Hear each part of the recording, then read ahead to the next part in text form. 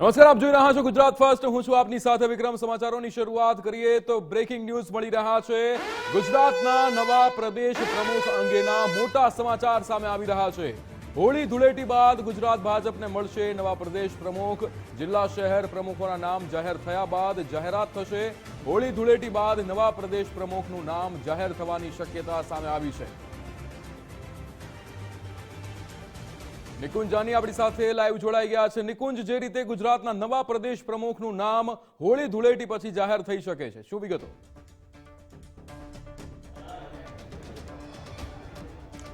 જી, ખાસ જિલ્લા ભાજપ પ્રમુખોની અને શહેર ભાજપ પ્રમુખોની નિયુક્તિ આજ અને આવતીકાલ સુધીમાં પૂર્ણ થશે। ભાજપના સંગઠનમાં લગભગ 70થી 80% જેટલા જિલ્લા અને શહેર ભાજપ પ્રમુખો જે છે તે આજે નિયુક્ત થઈ જશે અને ત્યારબાદ હવે સૌની નજર ગુજરાત પ્રદેશ ભાજપના નવા પ્રમુખ કોણ બને છે તેના પર છે। ભાજપનું એક સંગઠનનું આંતરિક બંધારણ છે કે 70થી 80% જેટલા એટલે કે 50% કરતાં ઉપર જ્યારે તાલુકા પ્રમુખ નિયુક્ત થઈ જતા હોય છે ત્યારબાદ જિલ્લા પ્રમુખની નિયુક્તિ થતી હોય છે। 50થી 70% જેટલી જિલ્લા પ્રમુખોની નિયુક્તિ થઈ જાય ત્યારબાદ પ્રદેશ પ્રમુખની નિયુક્તિની પ્રક્રિયા જે છે તે આગળ ધપતી હોય છે। આજે અને આવતીકાલ સુધીમાં લગભગ 70થી 80% જેટલા જિલ્લા પ્રમુખ અને શહેર પ્રમુખોની નિયુક્તિઓ થઈ જવાની છે અને તેને લઈને હવે જે પ્રક્રિયા આગળ વધશે તે પ્રદેશ પ્રમુખને લઈને છે।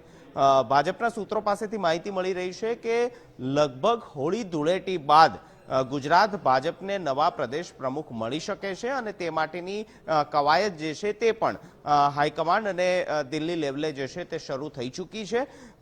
સંભવિત નામો સંદર્ભે પણ ચર્ચા થઈ હોય તે પ્રકારની પણ શક્યતા જોવાઈ રહી છે અને હોળી ધૂળેટી નો તહેવાર વીત્યા બાદ એટલે કે લગભગ એક અઠવાડિયા 15 દિવસની અંદર ગુજરાત ભાજપને નવા પ્રદેશ પ્રમુખ મળી જાય તે પ્રકારની પૂરી શક્યતા જોવાઈ રહી છે। કારણ કે હાલના વર્તમાન પ્રદેશ અધ્યક્ષ CR પાટીલનો ટેન્યોર જે છે તે પૂરો થઈ ચૂક્યો છે। અલબત્ત તેમનો સમય પૂરો થયા બાદ પણ સ્થાનિક સ્વરાજની ચૂંટણીઓ જે છે તે તેમના નેજા હેઠળ લડાઈ, ત્યારબાદ તેમના નેજા હેઠળ જ તેમના જે હોદ્દેદારો છે એટલે કે પ્રમુખ ઉપપ્રમુખની જે 2 દિવસ પહેલા નિયુક્તિઓ થઈ તે પણ તેમના સંગઠનના માર્ગદર્શન હેઠળ જ થઈ છે।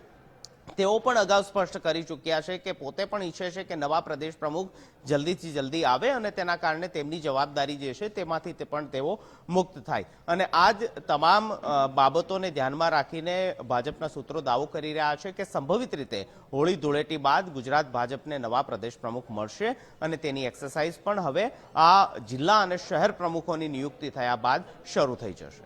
બિલકુલ નિકુંજ, સમગ્ર માહિતી સાથે જોડાવા બદલ આપનો આભાર।